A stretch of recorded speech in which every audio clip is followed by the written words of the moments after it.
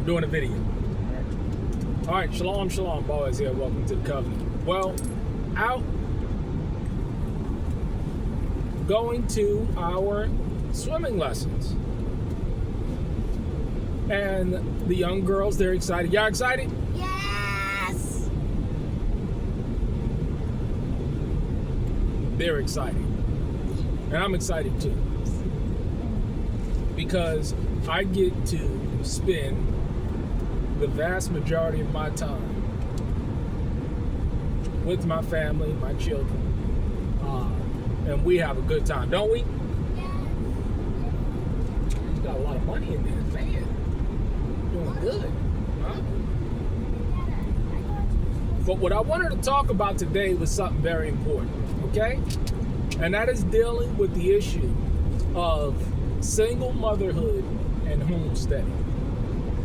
Now, we know that the EBT is being cut, the Section 8 is being cut, but more interestingly, the more immediate effects of the Trump's decisions to cut the federal budget is the fact that 300,000+ sisters, black women, have been laid off. Now, everybody getting laid off. There's stats that show who's getting laid off. And people, you know, it's amazing how people don't want to look at the truth stats, but, you know, especially those are being affected.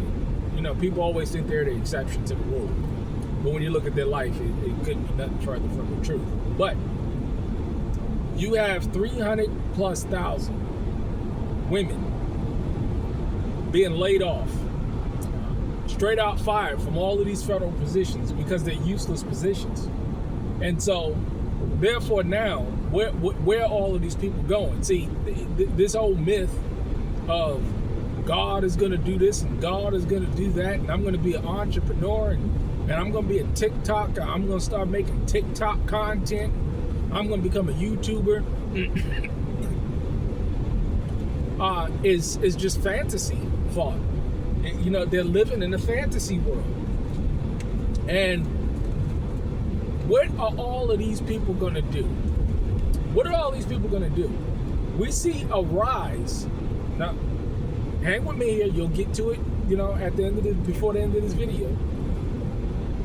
You have a rise in people that are looking to do homesteading and live more sustainably.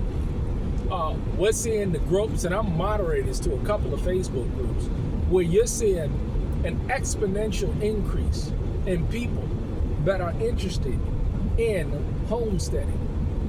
And a lot of these sisters, they have children, but they don't have the resources, and a few that do are struggling and failing. But that's another video. But few of them have the resources to move on a piece of land and, you know, grow food and tend to their children. It's a lot to just be on one person. This is why I've said it over and over again. Homesteading is not a single woman's thing. I mean, it's just not a healthy thing for a single woman to do. Do they do it? Sure, they do it. But the vast majority of women that I know that are successful at homesteading, they're married. Tammy Bites. What's the other one? Doug and Stacy. There's another one. Homestead Heart. These sisters, they're married. And they're very successful at their homesteading endeavors. Because they have the support of their husband. And their husband have the support of them. But you got to deal with the sheer economics of it. I personally, you know, covered covered several women. They were all single mothers. And let me start with the reality of the situation. Not only do you have to develop a relationship with the mothers, but you also have to develop a relationship with the children. Because in a homestead, it's a whole different environment. you're constantly around one another. You're constantly interacting with one another. And although my children, we get to go out and do a lot of things like swimming, signing them up for a couple of other lessons that I think they may be interested in, Chuck E. Cheese, Carnival, all that stuff, which a lot of children don't get the opportunity to do. But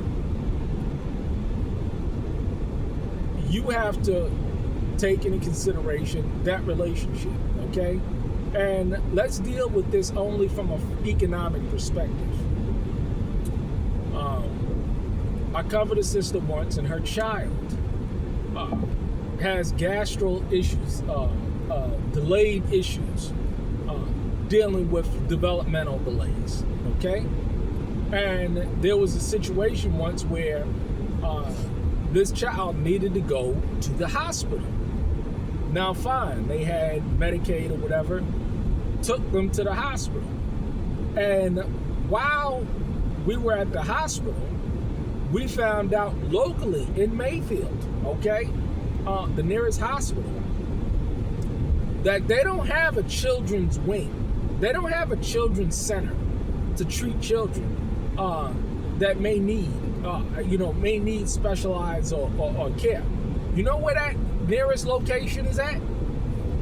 That nearest location is in Louisville, Kentucky, about 3.5 hours away. That changes the entire perspective. And I knew, you know how something, goes off in your head? Wow, can I really take care of these responsibilities? And the answer was hell no. Hell no, I can't take care of these responsibilities. How am I going to invest in a child and take care of these responsibilities? And if something happens to them, I'm on the hook for it. I'm responsible for it. Now, I'm only just dealing with the economic health aspects. I'm not talking about whether this woman at the same time is rebellious and you got to take care, whether this one is combative or this, that, or third. I'm not dealing with any of that. I'm just dealing with the cold, hard economic facts. Fast forward to today. My child, we have a zip line in the back. And my daughter, the one right there, one you see right there, okay? She falls off the zip line, hits her head, right? Normal children stuff. Take her to the local hospital, just to be sure. And they said, just to be sure, we're gonna fly her out to Louisville. So they flew her out to Louisville, right? Via helicopter. How was that ride? I've never been on a helicopter. How was that ride? She was afraid of heights. She was scared of heights. But I had to, which wasn't a problem because I'm self-employed, right? I had to stop what I was doing, rent a car, because my thing is, and I've spoken about this before, if I'm driving over like 2 hours, I always rent a car. It's always cheaper just to rent a car. Rent a car for the day, rent a car for the weekend, boom, turn it back. I ain't got to put the miles on my car. All my cars are done for or used locally, okay? Regionally, over 3 hours, you know what I'm saying? Over 2-3 hours, I just go ahead and rent a car. So, went ahead, rented a car, drove out to Louisville, got to the hospital, parked, got her, drove back. That was 7 hours. Now that incident happened like 8-9 years ago, but it reminded me of these kind of scenarios. Are you able to deal with that, even if they have medical coverage, even if they have Medicare and Medicaid or whatever? Which, a lot of, financially disadvantaged children do, you know what I'm saying, especially if they got disabilities. Typically they have, you know what I'm saying, they're covered by the state.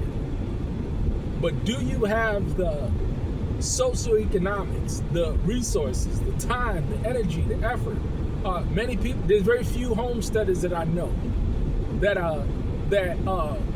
are self-employed and are successful at it. Most of them work jobs. Not only most of them work jobs, they work factory jobs, warehouse jobs. They work these local jobs because those are the only jobs that are available in a local economy. You're not going to find somebody, you know what I'm saying, at least I haven't seen it, you know, making $50,000, $60,000, $70,000 on a homestead. Truckers can do it after taxes, you know what I'm saying? You know, you got truckers that pay $1,400. I was looking at a website, you know what I'm saying? $1,400 a week, but you're away from your family, you know what I'm saying? You're working 50, 60 hours. That's another digress. That's another video. But there's very few men that I know that's able to do and move like I'm moving. It's 10:30 now. You know what I'm saying? I put a project on. I said I'll be there after I finish with my daughter's swimming lessons. And what they gonna say? You know what I'm saying? Yeah, that this is my priority right now. That job is not my priority. My children are my priority, and I use those resources to secure what I do. You see how I look at it? Totally different. These are there to serve, you know, my family and provide for my family.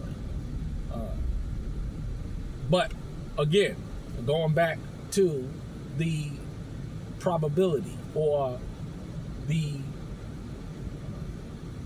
availability of those resources to deal with a situation like that. And a lot of people can't. And hey, if they do, you know what I'm saying? I mean, hey, you know, I don't see a good quality of life. Let's just put it like that. I'm not seeing a good quality of life. I'm seeing a very poor quality of life. Now, people, hey, I've learned some things, right? If a person was living in poverty in the ghetto, they got no problem with moving to a rural area and live in the same kind of equal situation. They got no problem with that. They was poor in the city, and now they poor in the country. They're impoverished in the country. And you know, because you don't have modern day conveniences, at least in the city, you can be impoverished and have some AC. Out there, they don't have that, or they don't have that reliably, or they don't have it safe in a safe setup. Just to put it like that. You get what I'm saying? You know, I mean, it's a lot of responsibility. Me personally, I'm not willing to take on that responsibility because it diminishes the availability of resources for my children. And I'm not willing to do that. I'm not willing to diminish what I can do for my other children for the sake of another man's child.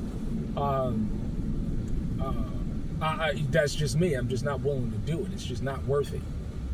I've come to find, because not only the financial aspect, then now you're dealing with the spiritual, now you're dealing with the emotional, now you're dealing with the generational issues, and then you throw all that stuff on that, and then now you're working at a socioeconomic, spiritual, emotional, intellectual deficit. Now, hey, it's not all that way. You know, people say, you know, that, hey, there's some, I know a sister, as a matter of fact, I know two sisters that single mothers got married, you know what I'm saying, and they're doing just fine.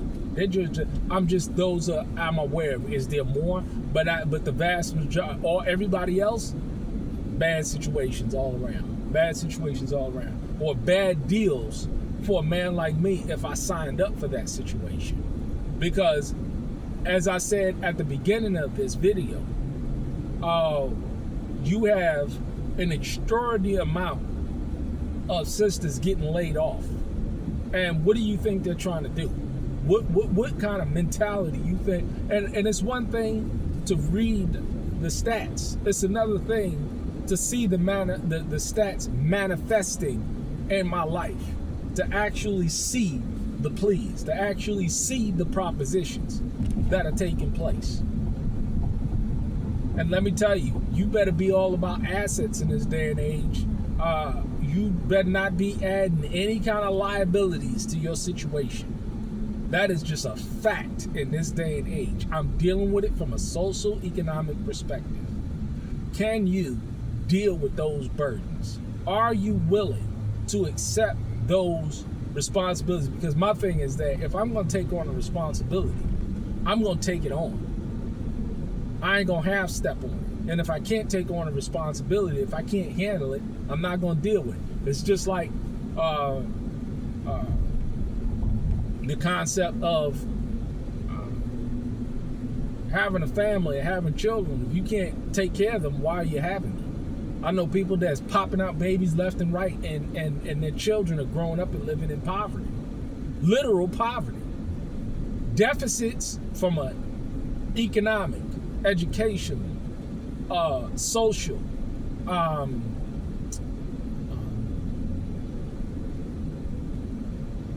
health, poverty.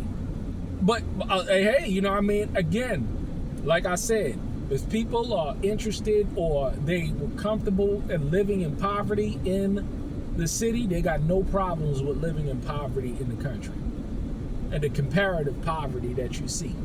And look up, just Google or just do some videos of what it means to be in poverty in the city. It's a shack.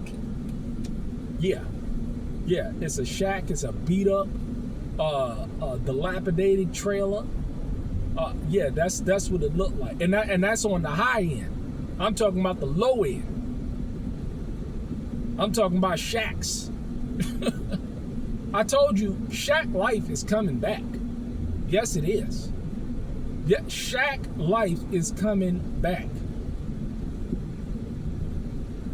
But hey, can you deal with it? Can you deal with the responsibilities? I know this is a kind of long video, and again, I don't do videos for, to make money off of you. I make money in the real world. So all that concept of people, at least for my no, there's no money incentive in this thing for me. There's an indirect money incentive, but there's not a direct YouTube monetization money incentive. No, that doesn't exist here.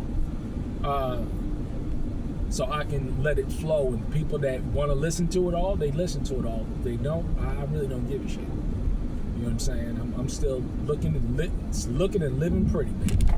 And I'm going to continue to do it. Nobody ain't going to stop me from doing it. Not a soul. So, if you can handle it, handle it. If you can't, don't get involved. Let me tell you, it will drain your resources.